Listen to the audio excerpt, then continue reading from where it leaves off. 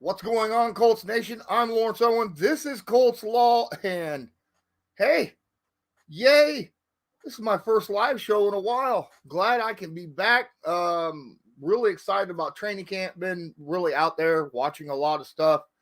Trying to make sure I get the content to you. I will be out there tomorrow morning as well with a bunch of other stuff that I need to, get a look at before this preseason game. And speaking of preseason games, guys, that's what this show's about. It's all about trying to get a look at certain things. And that's what's important. Okay? We need to know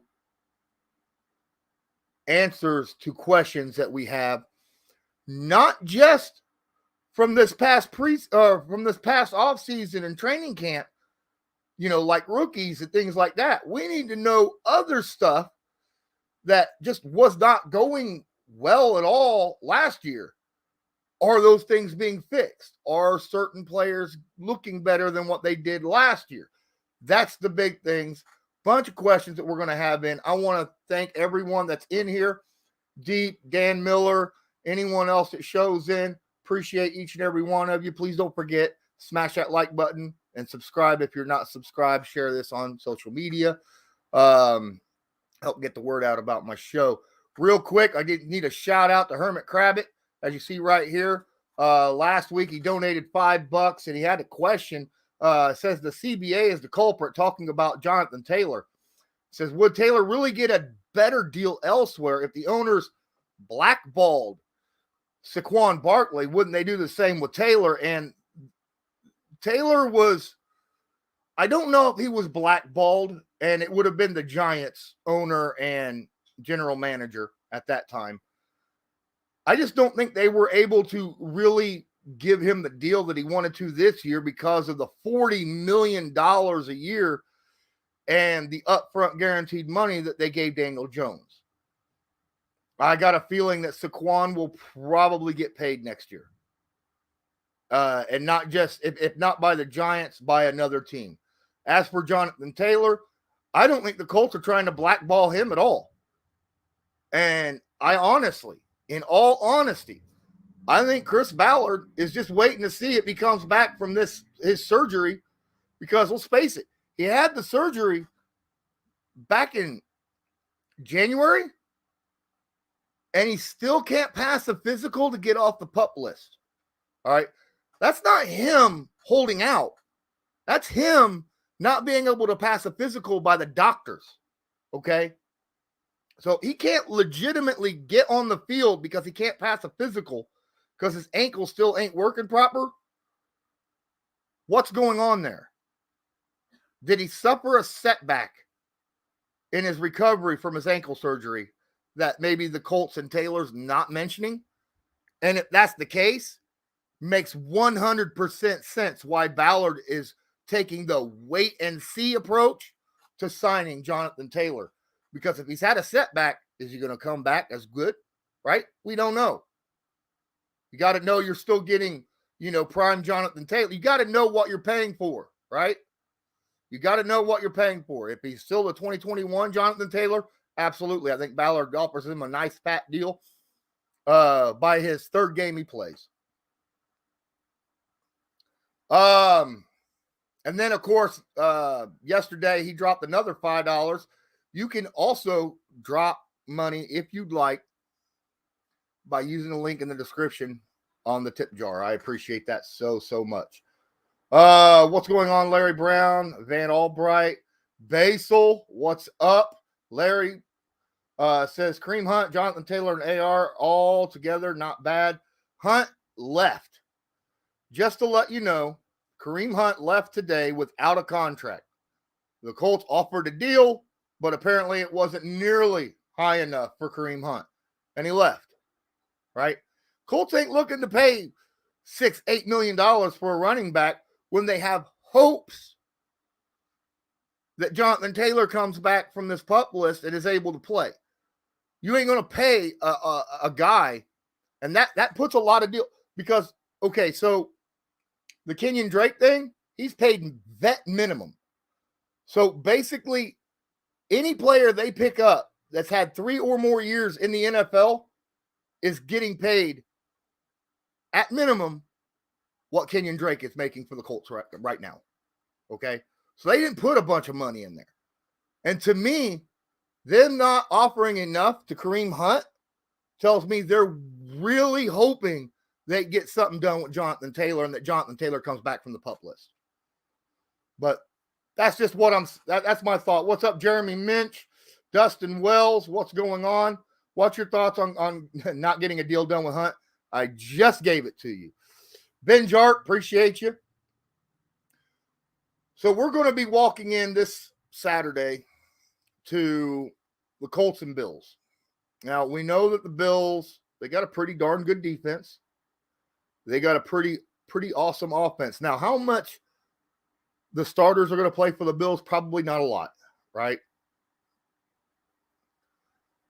I really don't think you're going to see a lot of the starters for the Bills.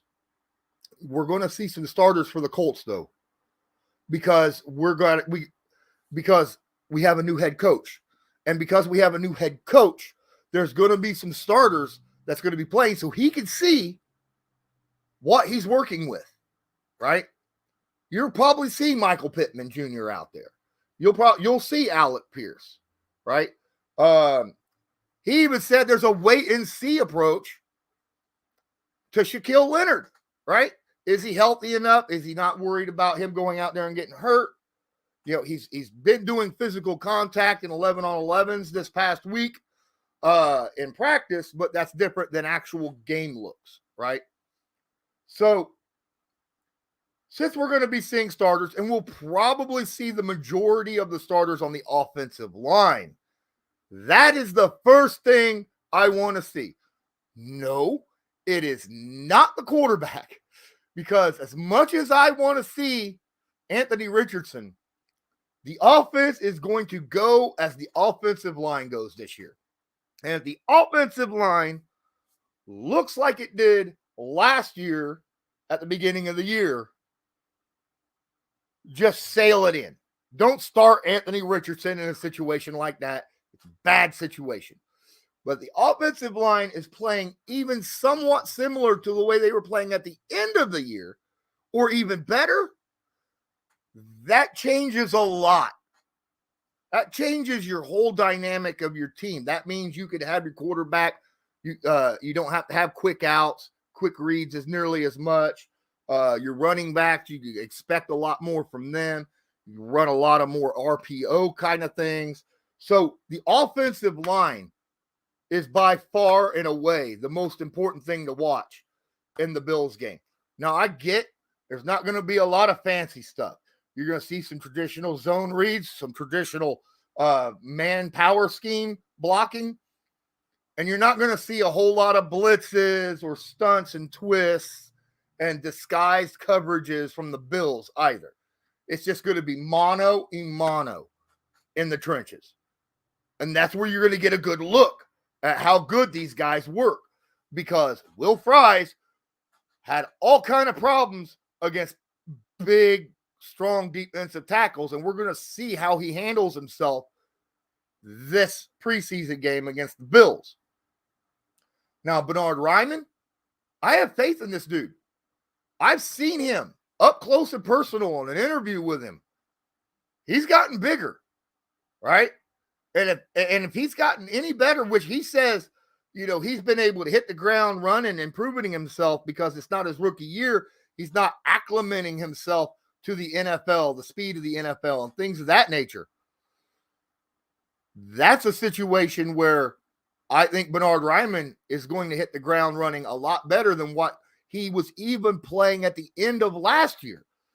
At the start, he should actually be playing better, you know, in this preseason game. So the offensive line, like I said, so important. Now let's go ahead and get into the questions, because we all know I'm not going to answer this yet, Dustin Wells. I can't give that answer because I need to see the offensive line. like I said, if the offensive line can't protect at all, I wouldn't put Anthony Richardson out there as a starter. But here's a big question.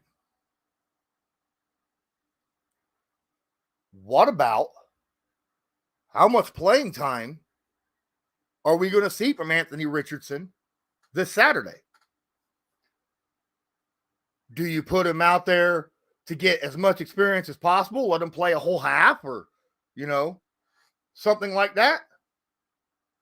Or do you kind of hold back and let him play a couple drives or a quarter so that you don't get him hurt in a meaningless preseason game? In my opinion, he needs as many live reps as possible in an NFL look before the season starts. Before the season starts. I'd give him an entire half. What I would do is I'd put probably Minshew in for the first quarter, and then the second quarter and third quarter, let Anthony Richardson play. And then the fourth quarter, you let our third string guy play, which is generally how, third string guys usually play the fourth quarter anyhow.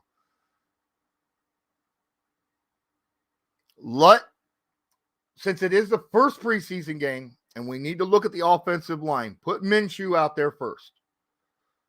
That way he can test the offensive line. All right. That way you kind of get an idea without the surprises of somebody not playing well or the whole line not playing well or something of that nature.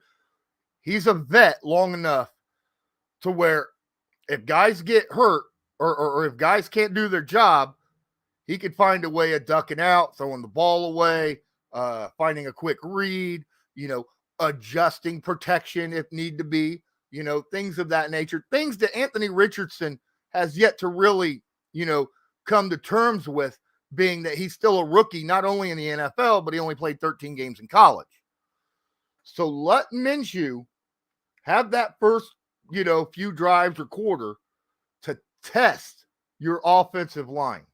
Okay, test the run game, test the pass protection, things of that nature. That's how I view that. And then put Anthony Richardson in for the half, for the second quarter and the third quarter. That's what I would do.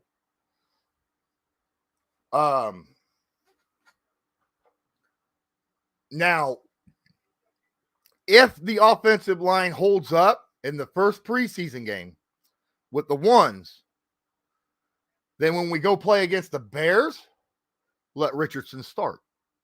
If Richardson looks pretty good these first two quarters, or the second and third quarter, and Minshew's, ones actually do a decent job of protection, then the next preseason game, let Richardson start. Let him play the first half. Right? That's how I see it. You kind of got to get an idea of your team first, but at the same time, get this young, inexperienced quarterback some snaps to get some experience. Sorry about that. So,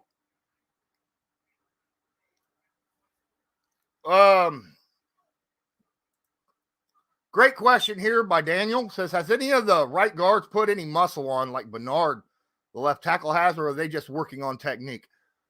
I haven't gotten an up-close personal view of Fries yet, and Fries is our listed starter at right guard. Okay. Maybe tomorrow I'll be able to get a little bit better view of him. He's the one guy that him and Braden, I haven't really gotten a close view of quite yet. Okay. Hopefully tomorrow I'll be able to answer that question a little bit more. But yeah, that's a great question though. It's very, very important. Guys, 15 minutes in, don't forget to smash that like button and hit subscribe if you're not subscribed. So, what are we looking at? Some other questions. Defensive backs. My God. Kenny Moore's not playing because, he's still dealing with an injury. We are really light at cornerback. I got to see how our cornerbacks do against the Bills wide receivers. All right, Bills have got a pretty decent wide receiving core. We got to see how they're going to do in this game. Questions to be answered.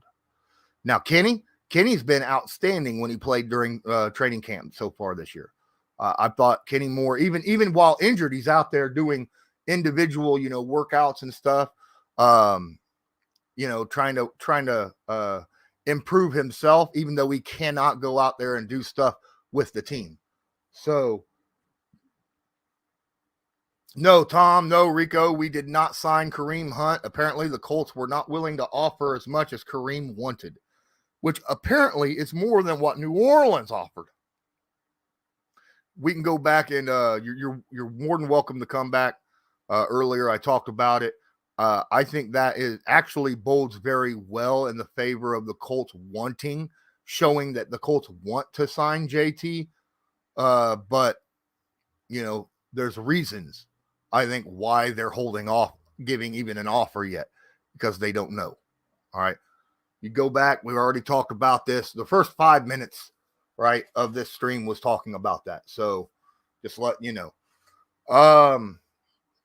So yeah, the cornerback's very, very important. I got to get a good look at that.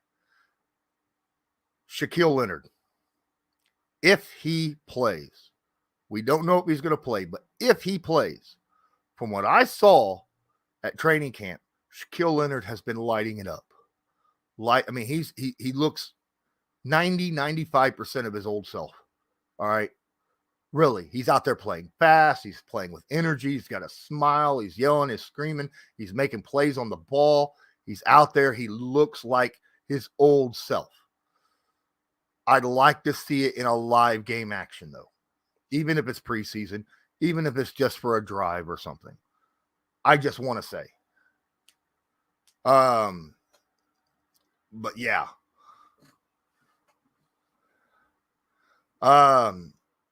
Another thing I want to see. Now, Alec Pierce has been balling out, right? 2 receivers that have been balling out for the Colts in training camp is Alec Pierce and Josh Downs.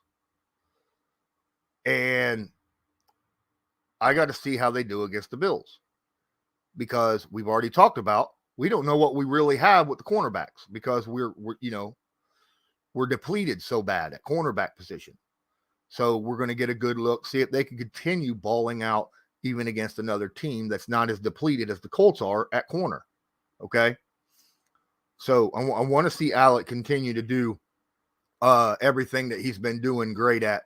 I want to see Josh out there doing everything, that, he's been doing. Same with, in honesty, Mike Strawn. Right? I want to see Mike Strawn out there for at least half the game. And the reason I say that is because 1 minute it seems like Mike is not playing to his best, like not playing to his personal abilities and using his strengths to his advantage. And then the next minute you look and you're like, holy crap, he just did. Get him some playing time to where he could show us whether or not he could play to his strengths on a consistent basis, because that's the one thing that has been missing. Strawn at times plays timid considering his size, and you should never play timid when you're as big as Mike Strawn. Okay. I got to see Ogletree. Okay. I have got to see what Andrew Ogletree does. I already know Kylan Granson is going to probably be our number 1 tight end this year. Okay. It'll be between him, because Kylan's been a stud all training camp, and he was a stud last year till he got hurt, but he's been a stud. We ain't going to be able to see, the other big tight end because he's hurt. So let's look at Andrew Ogletree, who we did not get a lot of good looks at last year because of his injury during training camp. Let's get him some looks on tape, right? That's something. And yes, Terry Dent He is still hurt. It's not up to him on whether or not he's on the PUP list. He has to pass a physical by the doctors, okay? He has to pass a physical by the doctors, the team doctors. And he hasn't been able to pass that, which is why I'm worried why he's still on PUP. Did he suffer a setback? Right? Because you can't fake an injury. You just can't. Because doctors can. I've had high ankle sprain so bad. Literally, my doctor said, if you do it again, you'll be in a wheelchair the rest of your life. Right? He was able to tell what was wrong with my ankle and when and how. And I didn't have to say nothing. He just grabs it and just moves it around and feels. He can tell if you're still able to go or if you can't. Okay? So you can't fake that. That's something a doctor has to do with. So he's still legitimately hurt. He still hasn't recovered from that surgery yet that he had in January. Rico, you keep asking questions about stuff I don't know about, right? Before training camp started, my prediction was 6 to 9 wins. And right now I'm sticking with that. After I see a couple preseason games, I'll narrow it down. So just letting you know. All right. I'm still on the 6 to 9 win ratio. You're all good, Rico. I understand you want predictions, but I can't give you predictions if I haven't seen the team face another team, right? Facing the same team, especially when you know a team is weak in areas like what I'm talking about, right? Like the wide receivers, they've been balling out, but we've been weak at cornerback. Last year, our offensive line looked good or looked terrible, but we didn't know if it was our defensive line doing well or our offensive line playing bad. Well, apparently, our defensive line, it was both. Defensive line was playing well and the offensive line was playing terrible. We got to see it in a preseason game matchup to be able to, so I could really get a good, honest view of what each position group, how strong they really are and what we need. I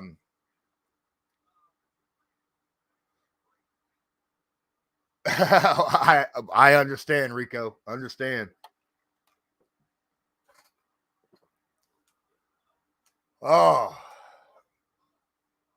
So let's see. Is there anything else that I have not talked about that you guys want to see? Here we go. I know this isn't exciting for a lot of people. Rigoberto Sanchez coming back from his Achilles.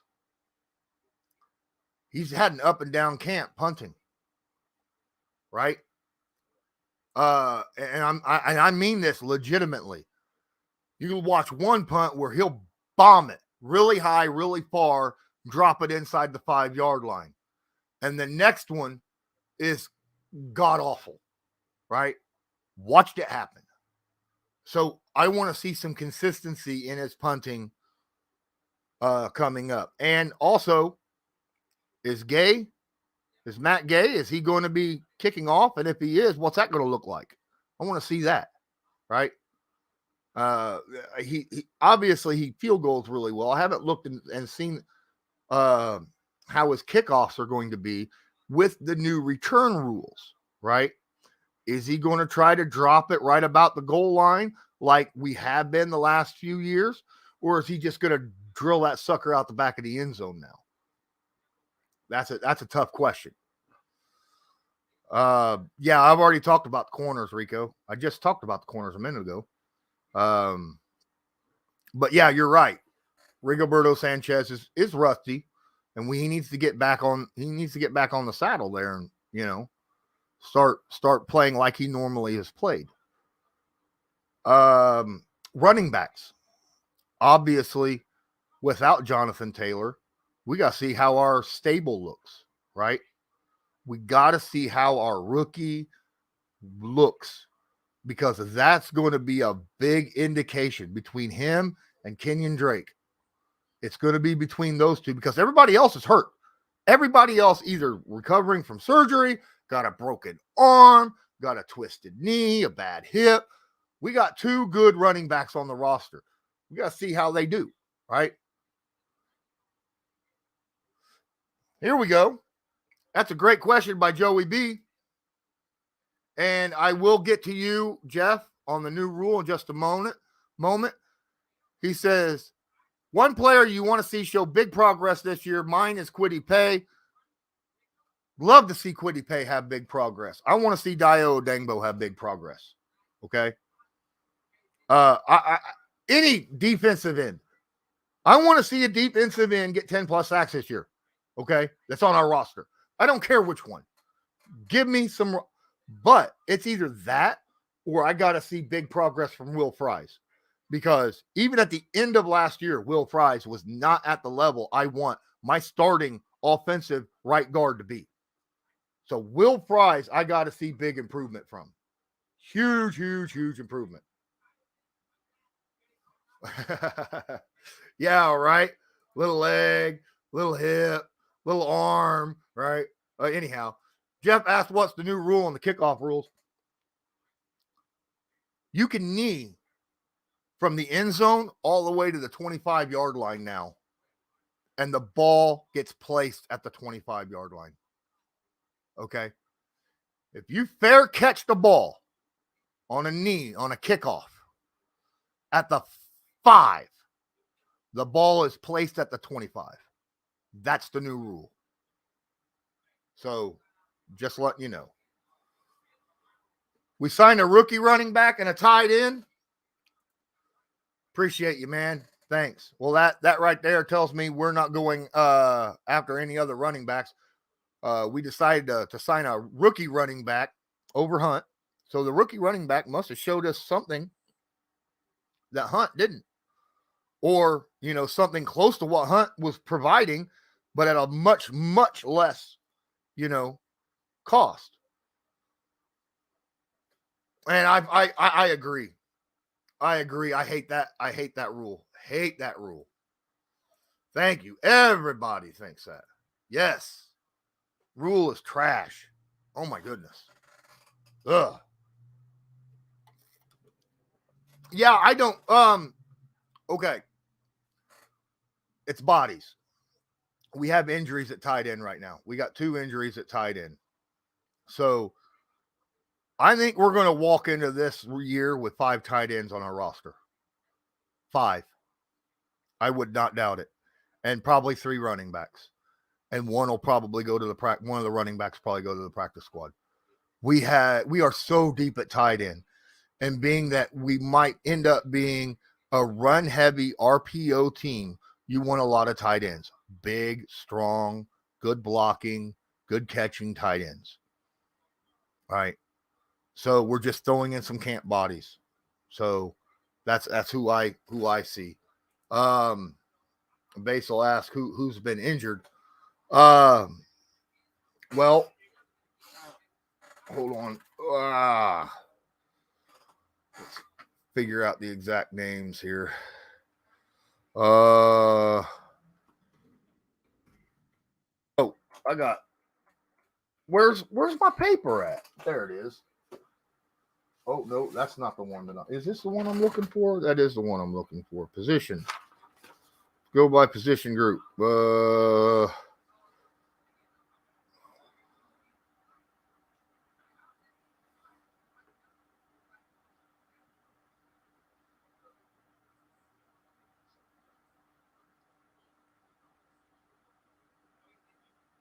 Oh crap, we got 2 of them. The biggest injury right now is I think Mo. I think Mo's hurt, right? And maybe not, but hold on. Get back down. I'm rolling through the roster right now. It doesn't say who's injured, but it gives me the names of some of these guys. Obviously Jelani Woods is hurt. You guys know that. And there's I think one more. I can't remember exactly his name. But we'll see.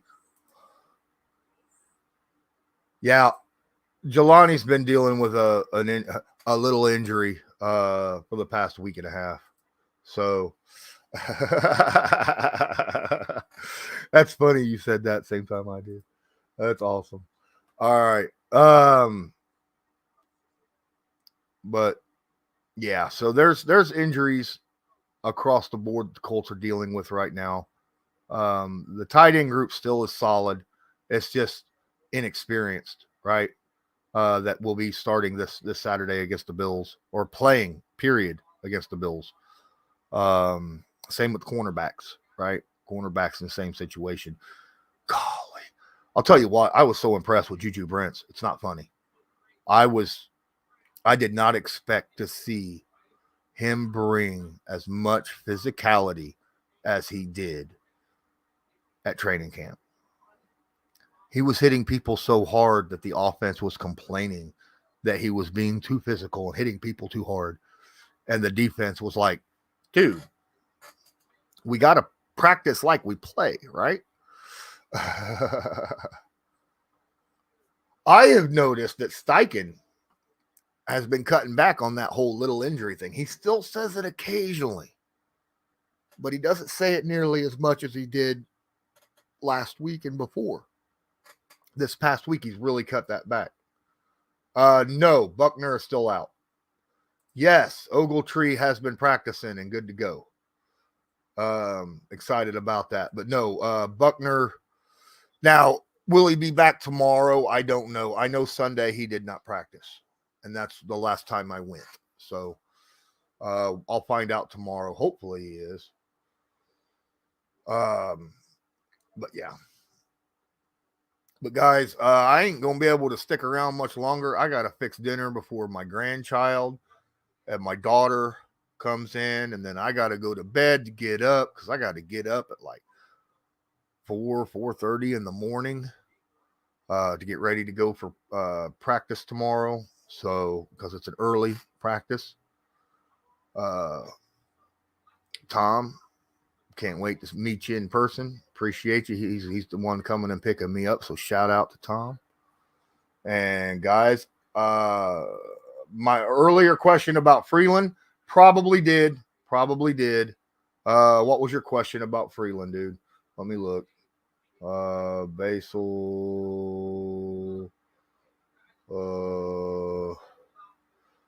I don't know. If you're asking if it's him that's injured, I don't know. Wow, I'm scrolling through here and I'm just missing it completely, dude. Sorry. What's he look like? I think Freeland's been hurt a little bit. Was it Freeland that's been injured a little? I haven't really gotten a good look at Freeland either. So he hasn't really stood out to me.